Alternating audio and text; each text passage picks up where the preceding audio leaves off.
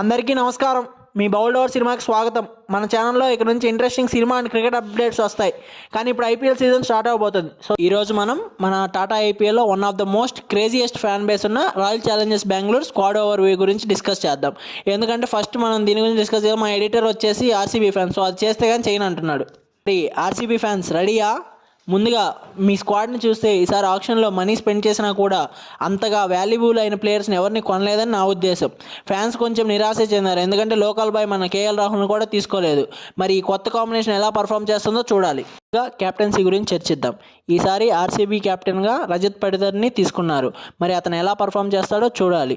Last time మనకి ఫ్యాఫ్ du Plessis గారు ఉన్నారు, కానీ ఈసారి అతన్ని మాత్రం ఢిల్లీ క్యాపిటల్స్ కొనుగోలు చేసింది ఆక్షన్లో.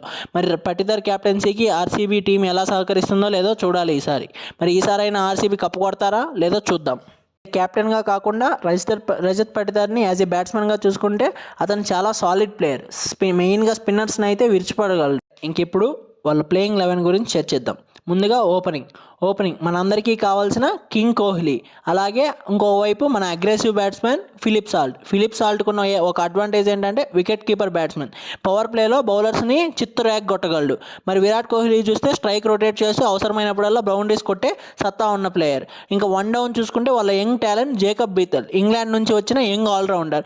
ఇతను అవసరమైనప్పుడు బ్యాట్తో రన్స్తో పాటు బౌలింగ్ కూడా చేయగలడు, లెఫ్ట్ ఆర్మ్ స్పిన్నర్. అండ్ అలాగే ఇతనుకున్న మరొక అడ్వాంటేజ్ ఏంటంటే ఇతను left hand batter. Two down వచ్చేసి ఈసారి రజత్ పటిదార్ ఆడబోతున్నారు, వాళ్ళ కెప్టెన్. ఇతని మీద చాలా భారం పడుతుంది, ఎందుకంటే కెప్టెన్సీ చూసుకుంటూ మిడిల్ ఓవర్స్లో కీలకమైన రన్స్ చేయాల్సి వస్తుంది. బట్ స్పిన్నర్స్ని చాలా ఈజీగా హ్యాండిల్ చేయగలడు. అండ్ నెక్స్ట్ వాళ్ళ లివింగ్ స్టోన్ వచ్చేసి England beast. Middle overs, death ఓవర్స్లో తన పవర్ హిట్టింగ్తో బౌలర్స్ టెన్షన్లో పడిపోతారు. ఆ తర్వాత Jitesh Sharma, proven Indian wicket keeper. Death ఓవర్స్లో తన బ్యాటింగ్తో స్కోర్ బోర్డ్ రేసింగ్ మోడ్లో ఉంటుంది. Krunal Pandya, left hand batsmen, spin option. అతని నిక్నేమ్ లెఫ్ట్ హ్యాండ్ ఇసిరి దెంగడం అని అంటారు.